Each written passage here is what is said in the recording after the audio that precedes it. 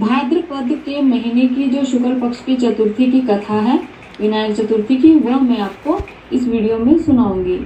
तो चलिए अब हम कथा शुरू करते हैं। पहले उससे मैं आपको ये बता देती हूँ कि इस महीने जो भाद्रपद का महीना है, इसमें जो शुक्ल पक्ष की चतुर्थी होती है, इसमें चंद्रमा का दर्शन नहीं किया जाता। चंद्रमा का दर्शन करने से मिथ्या आरोप यानी कि झूठा आरोप लगता है। यही झूठा आरोप भगवान कृष्ण पर भी लगा था जब उन्होंने भादो के महीने के चंद्रमा का दर्शन किया था शुक्ल पक्ष में। भगवान कृष्ण पर शामंतक मणि की चोरी का आरोप लगा था। तो अगर गलती से इस दिन चंद्रमा का दर्शन हो जाए तो शामंतक मणि की कथा सुननी चाहिए, इससे दोष का निवारण होता है। तो यह शामंतक मणि की कथा की वीडियो भी आपको मेरे चैनल पर मिल जाएगी, तो आप वो भी सुन सकते हैं। आइए अब हम शुरू करते हैं व्रत की कथा, जो विनायक चतुर्थी भादो के महीने की है। भाद्रपद के महीने के शुक्ल पक्ष की चतुर्थी को गणेश जी की उत्पत्ति हुई थी। शिव पुराण में यह कथा ब्रह्मा जी नारद जी को और सूत जी अन्य ऋषियों को सुनाते हुए कहते हैं, हे मुनेश, किसी समय पार्वती की सखियां जया तथा विजया पार्वती के साथ मिलकर विचार करने लगी। शिव जी की आज्ञा में रहने वाले नंदी, भृंगी आदि अनेक और असंख्य गण हैं तथा वे हमारे भी गण हैं। फिर भी शंकर जी की आज्ञा का पालन वह सबसे पहले करते हैं। सभी द्वार पर स्थित रहते हैं, परंतु स्वतंत्र रूप से हमारा कोई भी गण नहीं है। वे सभी हमारे भी गण हैं, किंतु उनसे हमारा मन नहीं मिलता। हमारा भी कोई स्वतंत्र गण होना चाहिए, अतः आप ऐसे गण की रचना कीजिए। माता पार्वती ने भी उनकी बात पर विचार किया। एक समय जब माता पार्वती स्नान कर रही थी, उसी समय भगवान शिव नंदी को डांटकर भीतर चले आए।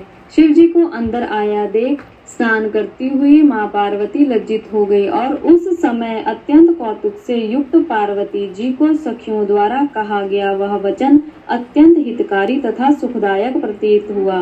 इसके बाद कुछ समय बीतने पर माया परमेश्वरी पार्वती ने मन में विचार किया कि मेरा भी कोई ऐसा सेवक होना चाहिए जो श्रेष्ठ हो तथा योग्य हो और मेरी आज्ञा के बिना रेखा मात्र भी इधर से उधर विचलित न हो। इस प्रकार विचार कर उन देवी ने अपने शरीर के मैल से सर्व लक्षण संपन्न, शरीर से सुंदर और बलवान पराक्रमी पुरुष का निर्माण किया और माता पार्वती ने उसे नाना प्रकार के वस्त्र, अनेक प्रकार के अलंकार तथा अनेक उत्तम आशीर्वाद देकर कहा, तुम मेरे पुत्र हो, तुम ही मेरे हो और यहाँ कोई दूसरा मेरा नहीं है। इस प्रकार कहे जाने पर उस पुरुष ने पार्वती जी को नमस्कार किया और गणेश जी बोले, आपका क्या कार्य है? मैं आपके द्वारा आदिष्ट कार्यों को पूरा करूँगा। तब पार्वती जी बोली, मेरे वचनों को सुनो, तुम आज मेरे द्वारपाल बनो। तुम मेरे पुत्र हो, केवल तुम ही मेरे हो, तुम्हारे अतिरिक्त यहाँ मेरा कोई नहीं है।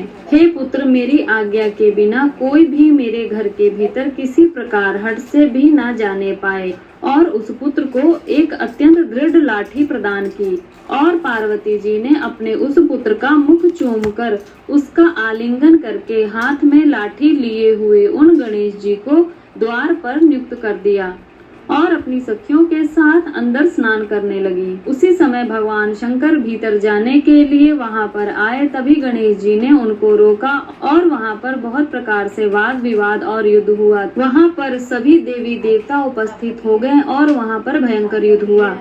बालक के पराक्रम को देखकर सभी तरफ हाहाकार मच गया। तभी गणेश जी पर क्रोधित होकर शिव जी ने उनका गला काट दिया, उनका शीश काट दिया। माता पार्वती को यह पता लगा कि गणेश का सर कट चुका है। तब वह बाहर आती हैं और उनका कटा हुआ सर देखकर अत्यंत क्रोधित होती हैं।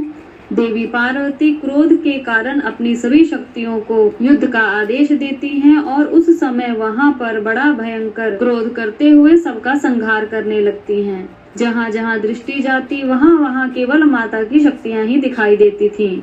देवताओं के अनेक बार प्रार्थना करने पर, बार बार इस प्रकार कहने पर कि वह शांत हो जाए, तब माता पार्वती ने कहा, यदि मेरा पुत्र जीवित हो जाए और तुम लोगों के बीच प्रथम पूज्य हो तो यह संहार नहीं होगा।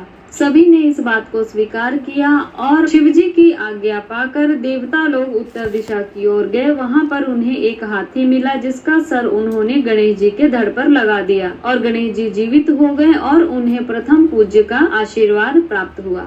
तो ये थी कथा भाद्रपद के महीने की शुक्ल पक्ष की चतुर्थी की विनायक चतुर्थी।